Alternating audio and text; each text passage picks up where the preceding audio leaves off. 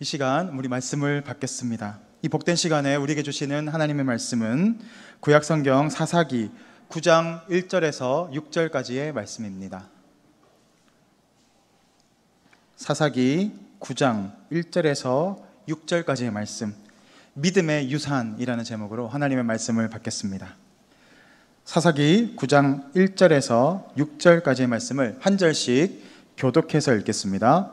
여룹바알의 아들 아비멜렉이 세겜에 가서 그의 어머니의 형제에게 이르러 그들과 그의 외조부의 집에 온 가족에게 말하여 이르되, 청하노니 너희는 세겜의 모든 사람들의 귀에 말하라.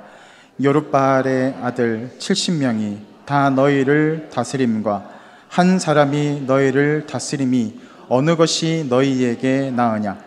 또 나는 너희의 고륙임을 기억하라 하니, 그의 어머니의 형제들이 그를 위하여 이 모든 말을 세겜의 모든 사람들의 귀에 말하매 그들의 마음이 아비멜렉에게로 기울어서 이르기를 그는 우리 형제라 하고, 바알브릿 신전에서 은 70개를 내어 그에게 주매 아비멜렉이 그것으로 방탕하고 경박한 사람들을 사서 자기를 따르게 하고, 오브라에 있는 그의 아버지의 집으로 가서 여룹바알의 아들 곧 자기 형제 70명을 한 바위 위에서 죽였으되, 다만 여룹바알의 막내 아들 요담은 스스로 숨었으므로 남으니라.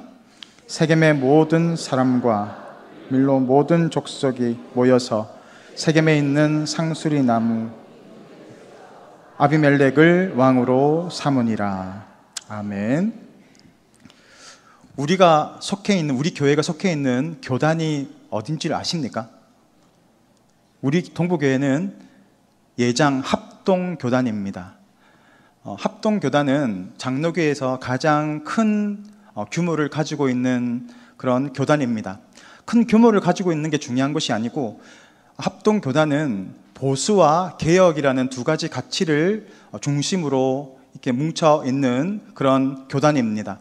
보수와 개혁, 서로 맞지 않는 것 같습니다. 보수는 지켜나간다는 것이고, 또 개혁은 변화시켜 나간다라는 그런 의미가 있기 때문에 서로 맞지 않는 것 같지만, 사실 이것은 하나님의 말씀의 중심을 가지고 나아가고 있기 때문에 가능합니다. 하나님의 말씀을 지키는 것, 변질되지 않고 오직 그 하나님의 말씀을 생명과 같이 지켜 그것을 보존하는 것, 그것을 보수라고 합니다. 보수 신앙이죠. 그리고 개혁이라는 것은 그 하나님의 말씀을 중심으로 나의 삶을 날마다 개혁해 나가야 한다라는 것이 우리 교단이 가지고 있는 핵심 가치입니다. 그래서 하나님의 말씀이 중심이 됩니다. 내 생각과 세상의 흐름이 아니라 오직 이 하나님의 말씀을 붙잡고 그것을 지켜 행하고 내 생명을 다해서 지키고 내 생명을 다해서 내 삶을 변화시켜 나가 그리스도의 모습으로 나아가는 것, 그것이 바로 합동교단이 추구하고자 하는 목표입니다. 자유주의는 어떤 것입니까? 자유주의는 하나님의 말씀을 전적으로 믿지 않습니다. 절대적으로 신뢰하지 않습니다. 하나님의 말씀, 그것은 일부는 그냥 율법서, 그냥 지켜야 할 율법서로 바라봅니다.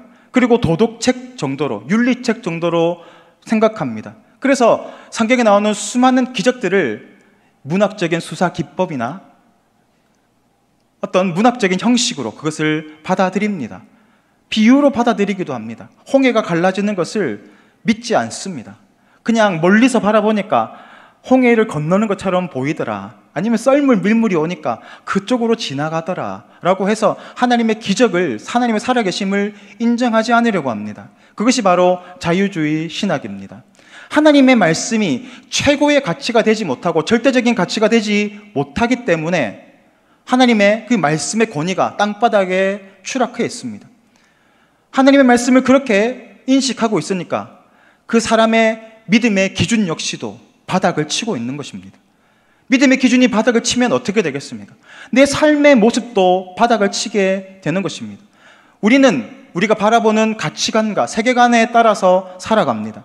내가 하나님의 말씀을 바닥처럼 아무것도 아닌 것처럼 생각해 버리게 되면 내 인생 역시도, 내 인생의 방향 역시도 그런 방향으로 흘러나갈 수밖에 없는 것입니다. 그래서 우리가 이 기준을 가지는 게 중요합니다. 하나님의 말씀은 우리가 생명을 걸고 지켜야 하는 것, 그러니까 그 말씀대로 우리가 나아가야 하는 것, 그것이 우리의 최고의 삶의 목표가 되기를 주님의 이름으로 축원합니다. 이스라엘 백성들이 어떨 때 가장 강했습니까? 그들이 하나님을 온전히 신뢰하고 하나님의 명령에 순종하고 나아갔을 때 그들은 가장 강력한 민족이 되었습니다. 그들은 변변한 무기가 없었습니다. 그런데도 열방들이 그들을 바라보면서 벌벌 떨었습니다. 이스라엘 백성이 온다고 하면 마음이 간담이 녹아 있었습니다. 그들은 엄청난 큰 규모의 여리고성을 가지고 있었음에도 불구하고 아무것도 아닌 그 이스라엘 백성들이 온다는 소문에 간담이 이미 녹았다라고 성경은 기록하지 않습니까? 왜 그렇습니까? 이스라엘 백성들이 강해서가 아니라 그들이 하나님을 붙잡고 살아가는 신본주의로 살았기 때문입니다. 하나님 중심으로 살았을 때 하나님이 그들과 함께 하셨고 하나님의 두려움이 열방 가운데 임한 것입니다. 그들은 아무것도 없었지만 하나님 한 분만으로 그들은 열방을 다스릴 수 있는, 열방을 호령하는 그런 강력한 민족이 되었습니다.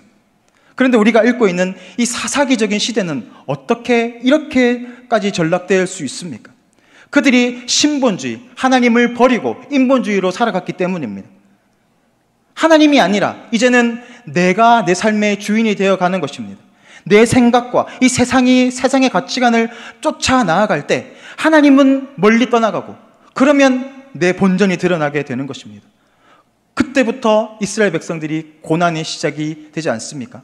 하나님이 없는 이 평화는 가짜입니다. 그들은 전쟁을 원하지 않았습니다. 좀 평화했으면 좋겠다. 이제 지친다. 이제는 좀 평화하자. 그리고 그들과 평화했습니다. 그러나 그런 평화, 하나님이 없는 평화는 오히려 고난의 시대가 됩니다. 그것이 우리가 계속 읽고 있는 사사기의 모습이지 않습니까? 하나님을 붙잡아야 합니다. 하나님을 중심으로 살아갈 때 하나님이 우리의 삶을 인도해 가시고 하나님이 우리를 붙들어 가십니다. 그러면 우리의 삶은 승리합니다. 그러면 우리 삶은 성공입니다. 그렇지만 아무리 돈이 많고 건강하고 많은 것을 누린다고 할지라도 하나님이 없다면 그 인생은 실패한 것이나 다름없습니다. 그러므로 우리는 믿음의 싸움을 싸워 나아가야 합니다.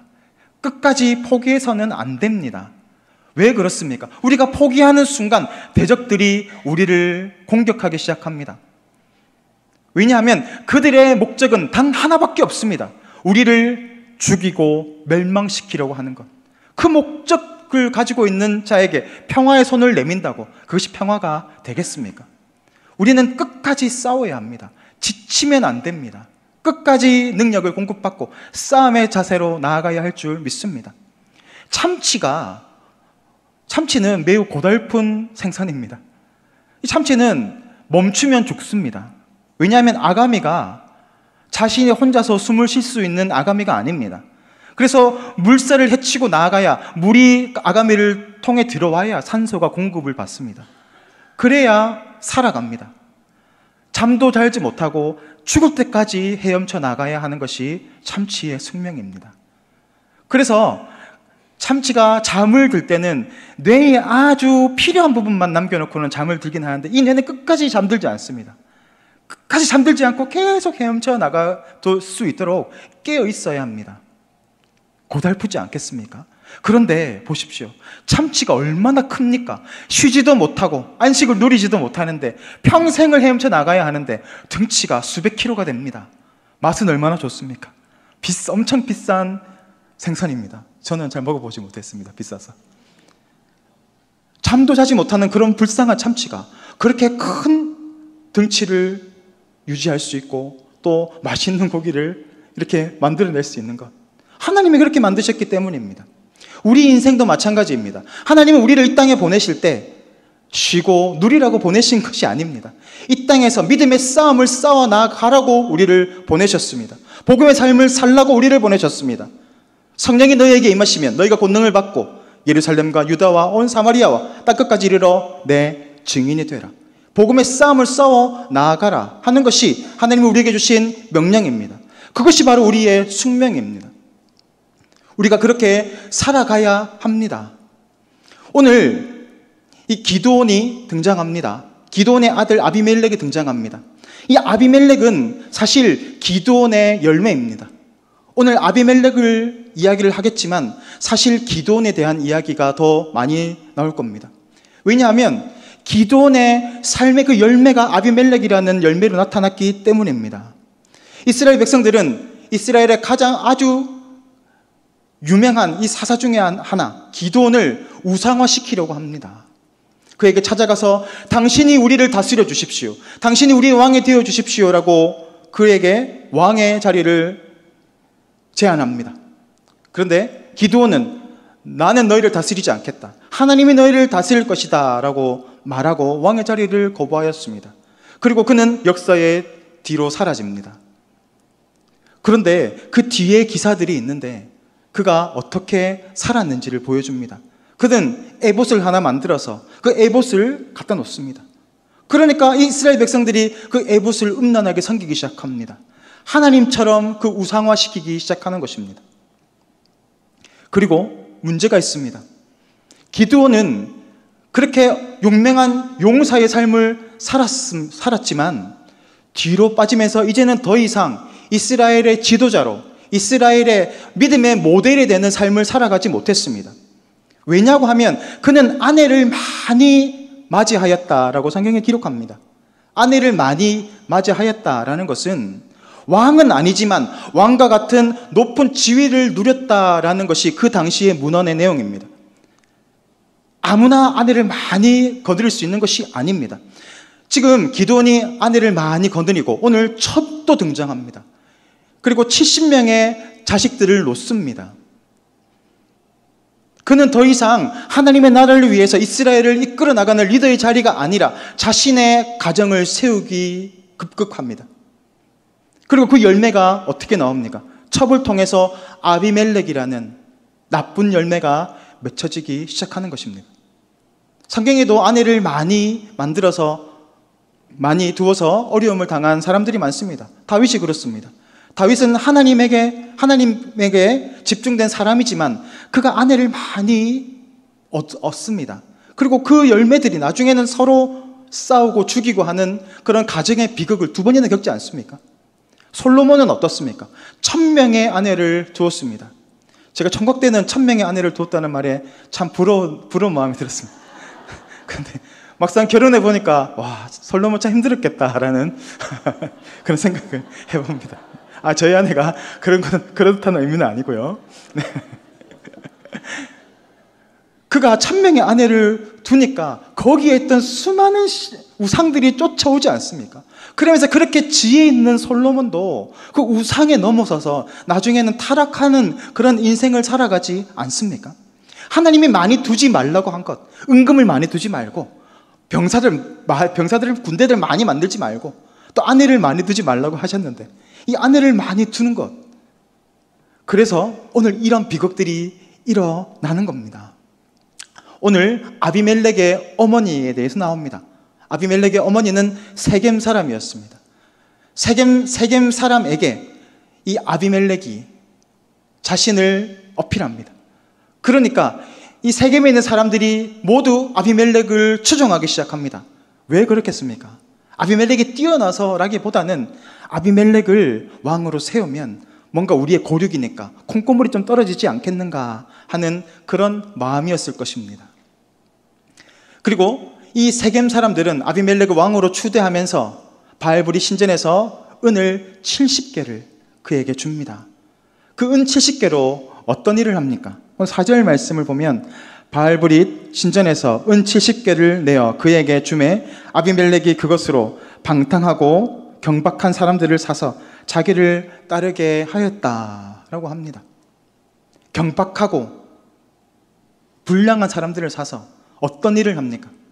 자신의 형제 70명을 한 바위에서 죽이는 그런 처참한 일들을 저지르고 있습니다. 은 70개로 자신의 형제 70명을 죽이는 것, 정확하게 떨어지지 않습니까? 이 바알브릿이라는 말은 사실 바알 베레트라는 말입니다. 바알과 베레트, 언약이라는 말이 섞여 있는 단어입니다. 이 단어를 표면적으로 보면 바알과 언약하다, 언약의 바알, 이런 의미가 있습니다. 그런데 어떤 학자들은 이 언약에 주목합니다. 언약의 신은 누구입니까? 하나님이십니다. 바알과 언약의 신 두 개가 합쳐져 있는 것으로 보기도 합니다. 그래서 혼합 종교라고 보는 것입니다. 저는 사실 이것을 지지합니다. 왜냐하면 지금 이 바알붓이라는 이 신이 나옵니다. 우상이 나오죠. 그런데 지금 이 신을 섬기는 모습들이 사사기의 사람들의 신앙관과 너무나 비슷하기 때문입니다. 하나님을 섬겼습니다. 사사기 시대의 사람들이 하나님을 버린 것이 아닙니다. 하나님을 예배했고 제사가 드려졌습니다. 하나님을 믿었다는 말입니다. 그와 동시에 그들이 한 손으로는 하나님을, 한 손으로는 바알을, 세상을 섬겼다라는 겁니다. 하나님도 섬기고 세상의 우상, 돈과 물질의 풍요를 같이 누리고자 한 것입니다. 그것이 바로 이 사사기 시대에 타락했던 이 이스라엘 백성들의 실제 모습입니다. 하나님도 섬기고 세상도 섬기는 것, 하나님의 나라와 세상에 한 발씩 걸치고 있는 것, 그것이 바로 이 사사기의 사람들의 죄악입니다. 그런데 비단 이것이 사사기 시대만의 문제입니까? 이 시대를 살고 있는 저와 여러분은 그렇지 않습니까? 나는 오직 하나님만 섬깁니다. 세상은 거들떠 보지도 않습니다. 하고 자신 있게 손들 수 있는 사람이 여기 몇 분이나 계시겠습니까? 모든 사람들이 죄인이고 모든 사람들이 하나님을 섬기지만 동시에 세상에도 무릎을 꿇을 때가 너무나 많습니다. 오늘 성경이 우리에게 그것을 바라보라고 하는 것입니다.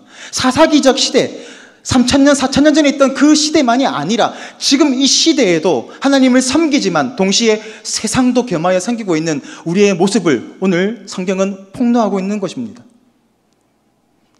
그들의 결말이 어떻습니까? 그들은 하나님을 섬기기는 하지만 세상에 치우쳐 있었습니다. 그것은 결국 하나님을 버린 것이나 마찬가지입니다.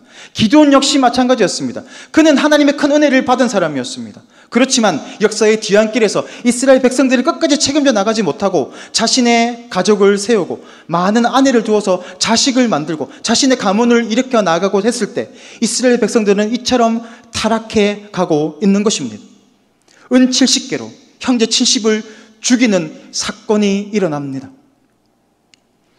기드온이 그처럼 자신의 가문을 세우려고 많은 아내를 두어서 70명의 아들 두었습니다. 강력한 힘 아니겠습니까? 강력한 집안에, 기드온의 집안에 70명의 아들이 있다면 그 집안을 누가 무너뜨릴 수 있겠습니까? 그런데 하나님이 무너뜨리십니다. 하나님을 떠나서 믿음의 싸움을 멈추게 되면 무너지게 되는 것입니다. 우리는 그럴 때가 얼마나 많습니까? 내가 너무너무 열심히 헌신했어. 내가 너무나 교사로, 성가대로, 찬양대로 여러 가지 너무너무 힘들어. 차량 봉사, 이제 지친다. 이제 좀 쉬고 싶다. 그런 마음들이 들지 않습니까? 그런 마음이 들 때가 있습니다. 쉬면은 얼마나 좋겠습니까? 그런데 쉬면 2주는 편하더군요. 2주 지나니까 또 똑같더라고요.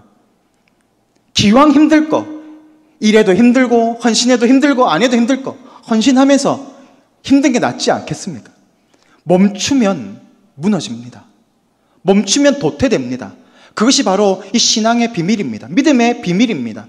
믿음의 싸움을 싸워나가지 않으면 우리는 도태될 수밖에 없습니다. 참치가 끝까지 물을 헤치고 나가야 숨을 쉬는 것처럼 하나님의 사람은 끝까지 믿음의 싸움을 싸워나가야 합니다. 그래야 살 수 있습니다. 그래야 능력을 공급받습니다. 왜 그렇습니까? 하나님은 하나님의 믿음으로 반응하는 사람들에게 은혜를 주시기 때문입니다. 믿음의 싸움을 싸워나가는, 행하는 그 믿음을 통해서 하나님은 역사하십니다.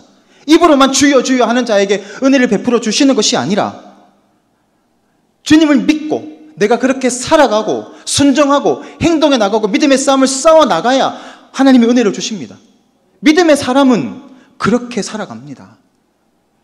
믿음의 싸움을 살아가지 않고 은혜를 공급받을 수 있습니까? 마음이 부하여지면 하나님의 은혜가 필요 없어집니다. 이제 많이 가졌으니까 내 영혼아 편안히 쉬자, 편안히 눕자. 그러면 하나님이 데려가시는 겁니다.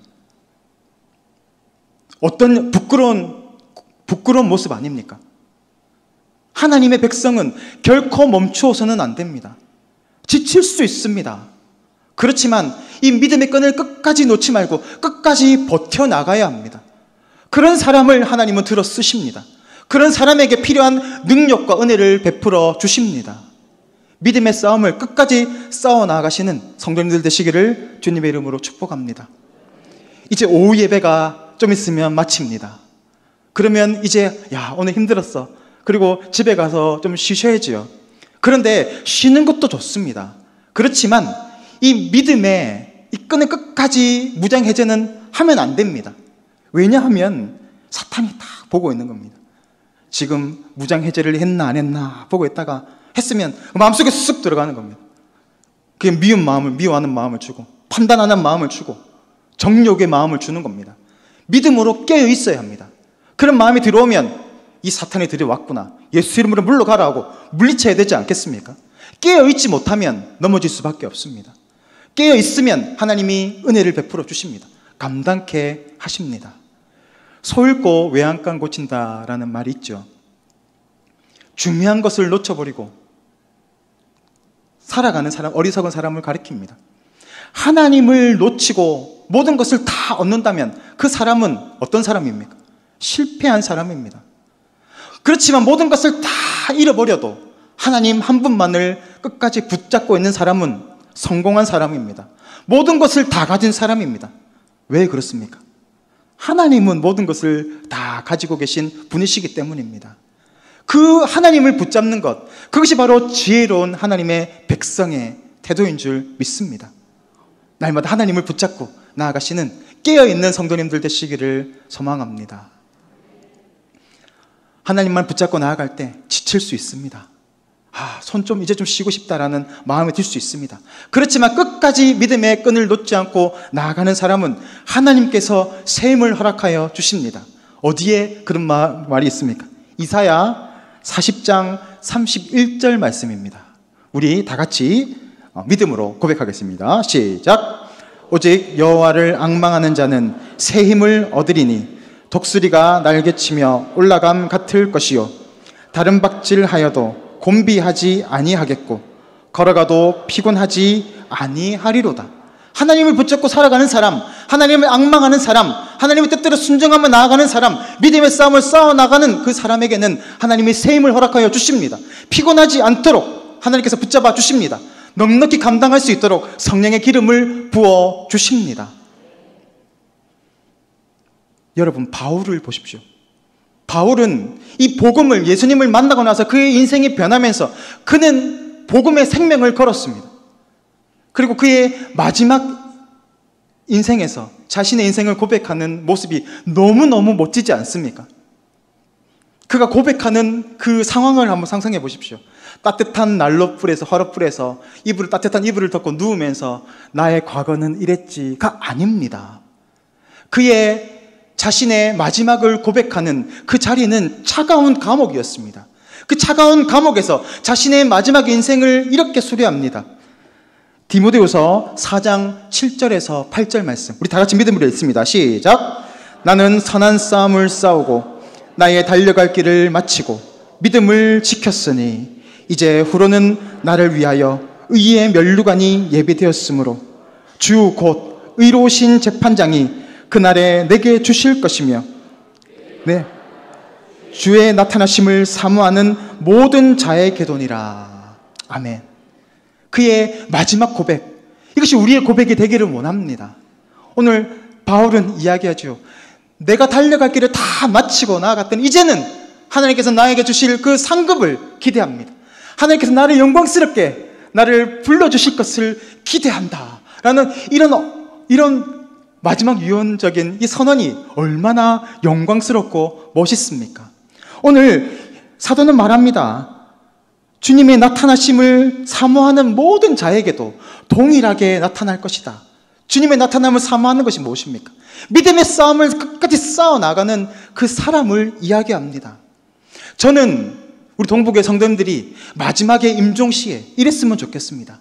자녀들을 다 불러놓고 마지막에 자녀들에게 나는 믿음의 선한 싸움을 싸워나갔다.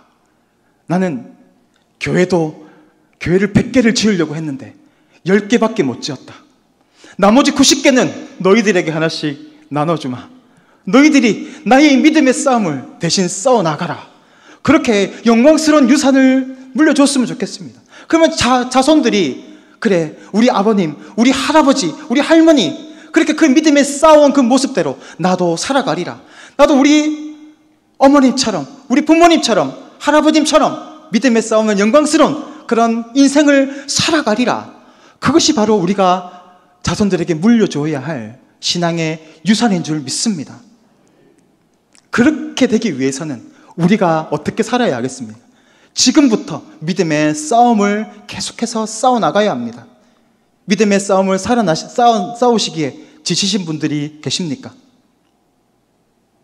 상황과 환경이 어려운 가운데서 낙심하는 분들이 계십니까? 절망하지 마시고, 그것은 신기루입니다. 하나님이 함께 하시는 사람은 샘을 허락하여 주시고 능력을 부어 주십니다. 성령을 부어 주십니다. 그래서 믿음의 싸움을 싸워가서 마지막에 우리가 바울처럼 믿음의 싸움을 싸워갔다. 이제 영광의 면류관이, 의의 면류관이 나에게 예비되었노라 라는 그런 아름다운 영광스러운 유산을 물려주시는 동부교회 성도님들 되시기를 주님의 이름으로 축복합니다. 이 시간 다 같이 기도하겠습니다. 우리의 능력이 되시는 하나님 아버지, 은혜를 감사를 드립니다. 우리에게 베풀어 주신 이 귀한 구원의 은혜를 우리가 기억합니다. 이 귀한 은혜를 우리가 너무나 쉽게 생각할 때가 얼마나 많은지요. 하나님을 섬긴다고 하면서 세상에 치우쳐 나아갈 때가 얼마나 많은지요. 주님, 우리의 연약함을 용서하여 주시고 주님께서 우리의 왕이 되어 주시고 우리를 다스려 주셔서 참으로 하나님께서 참으로 흠모하실 아름다운 열매로 하나님께 올려드릴 수 있는 우리의 삶이 되어질 수 있도록 성령 하나님 은혜를 더하여 주옵소서. 우리의 힘과 능력이 되시는 주 예수 그리스도 이름 받들어 기도드리옵나이다. 아멘.